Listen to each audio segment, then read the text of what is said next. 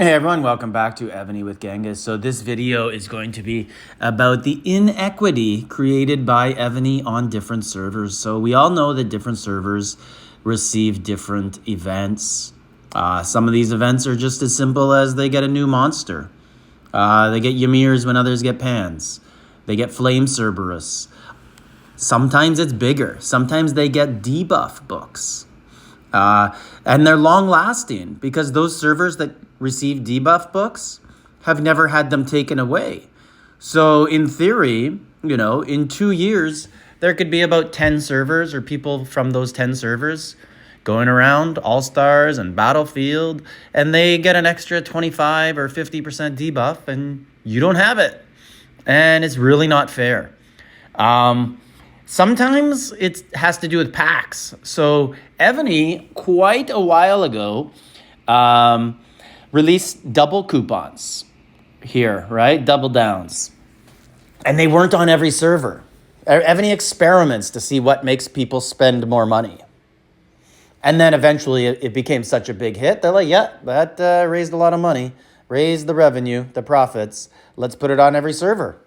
Okay, so that worked. This time, Evony, wow, I think this is going to infuriate people because probably the top 2 complaints out of all Evony players are make Wonder 3 more available and give us more access to Civ gear, because Civilization gear is basically the #1 factor in creating the gap in the game. Well, check this out. New servers have events. So before I do this, actually, let's look at our events, right? Just so you know where I'm going here. Valuable event, and up here you have different events. We get pretty standard events. On new servers, they have fastest growth in a new server event. And look at this. That looks like the Rurik Civilization pants to me for the top 2 players.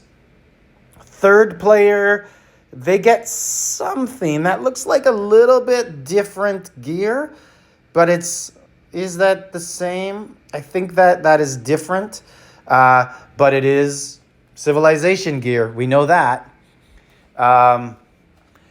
There's another one here too. Let's see this other picture. So this is fastest power increase. So one is city development, one is fastest power, and this one is the Rurik Axe.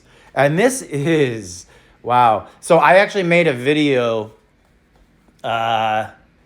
probably, 8-9 months ago, and I made fun of this axe. And I said, this is a useless civilization gear for the full cake. And a player in my alliance actually was like, are you sure about that? Have you looked at it? And I've looked at it since, and I was wrong. I will say that I came down hard on this piece because it was for monsters, not PvP, but it's actually really good for both. I actually use it on my PvP general. Maybe just because I got some lucky rolls on it, but also because the 6 out of 6 set piece buff. Like, this is a dynamite piece of gear. And second place gets it as well. Third place, looks like they're getting an Achaemenid spear or sword there. Anyways, this is crazy. And then look, there's killing ranking, monarch, like general ranking. So are they getting just, like, if you join a new server and you start coining really hard at the start, you get a chance to get all this civilization gear that isn't available to you anymore, which, don't get me wrong, I believe this is also unfair that these civilization gears, once they come and go, it's really hard to get.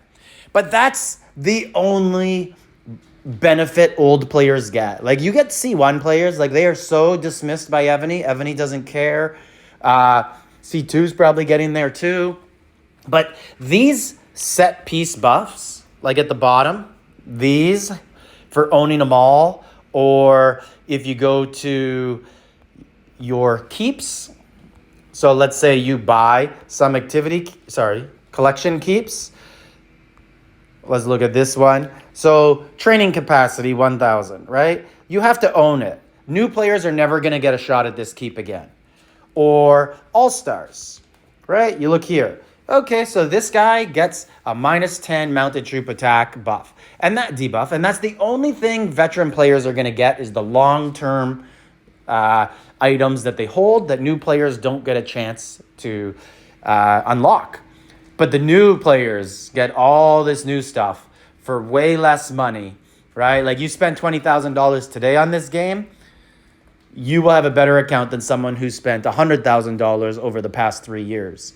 So anyways, wanted to let everyone know the type of stuff Evony is doing for new servers. So it's one of my favorite things to see is the inequity that Evony creates amongst players. But I understand they have to catch them up or they'll never catch up and they may not spend, right? Like if they're in Battlefield against, a 5-year-old alliance, they might not have a chance. But the problem is they catch them up in the wrong way. They should just make power more available to them, which they do with Ymers and stuff. So I have no problem with them getting more resources, but it's those buffs.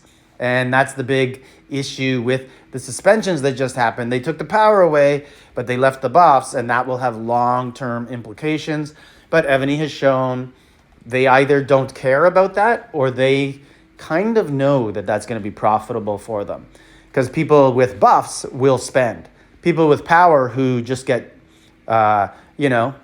rallied to 0 in one shot won't spend. So anyways, let me know what your thoughts are on the server inequity in Evony. Like, subscribe, leave a comment.